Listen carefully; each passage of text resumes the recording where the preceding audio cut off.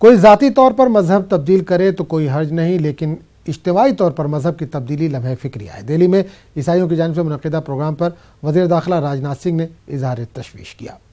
नई दिल्ली में वजीर दाखिला राजनाथ सिंह ने ईसाइयों की जानिब से मुनक़िद किए गए एक प्रोग्राम में तब्दील मजहब पर तशवीश का इजहार किया। उन्होंने कहा कि अगर जाती तौर पर कोई शख्स मजहब तब्दील करता है तो कोई हरज नहीं है, लेकिन अगर इज्तिमाई तौर पर लोग मजहब तब्दील करने लगे तो किसी भी मुल्क के लिए लम्हे फिक्रिया है।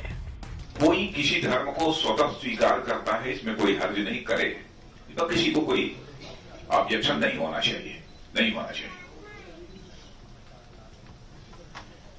लेकिन यदि कहीं पर मास कन्वर्जन जब होने लगे,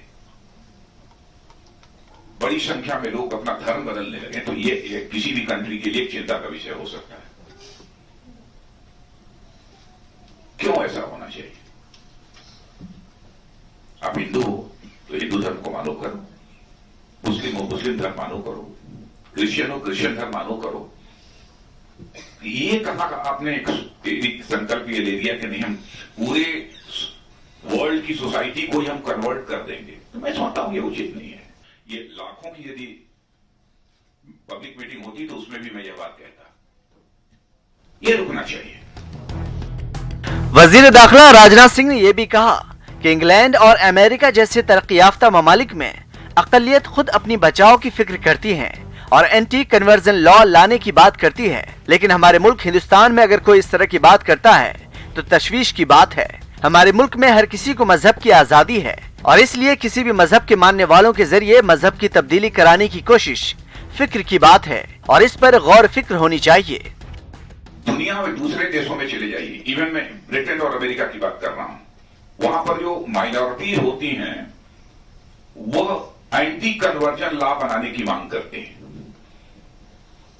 धर्मांतरण रोकने के लिए कानून बनाइए।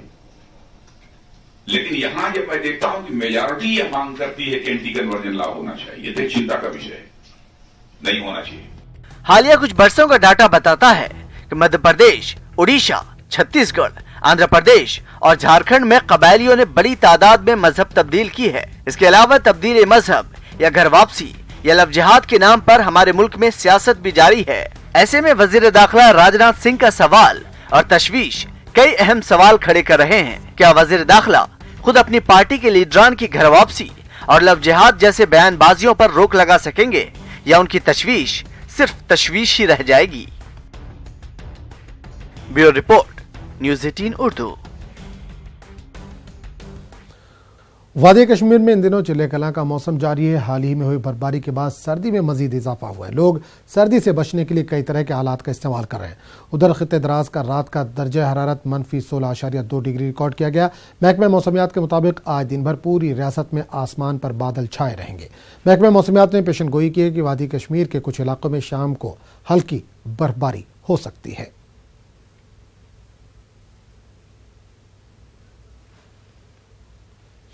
उधर दिल्ली में सर्द हवाओं ने ठंड में इजाफा कर दिया है। सूरज ढलते ही आग के बिना खुले में आना जाना चैलेंज भरा हो गया। ऐसे में बेघर लोगों के लिए और ज्यादा परेशानी पैदा हो गई है। ठंड का कहर इतना ज्यादा है कि 1 से 14 जनवरी के दरमियान 96 बेघर लोगों की मौत हो चुकी है। यह आदाद-ओ-शुमार सेंटर फॉर होलिस्टिक डेवलपमेंट की तरफ से जारी किए गए। सबसे ज्यादा मौत शुमाली दिल्ली में हुई है। सेंटर फॉर होलिस्टिक डेवलपमेंट के मुताबिक दिसंबर 2018 से जनवरी 2019 तक 331 लोगों की ठंड की वजह से मौत हुई है, जिसमें 235 लोगों ने पिछले दिसंबर के महीने में अपनी जान गंवाई थी। ये सब लोग बेघर थे जो राजधानी दिल्ली में काम की तलाश में आए थे।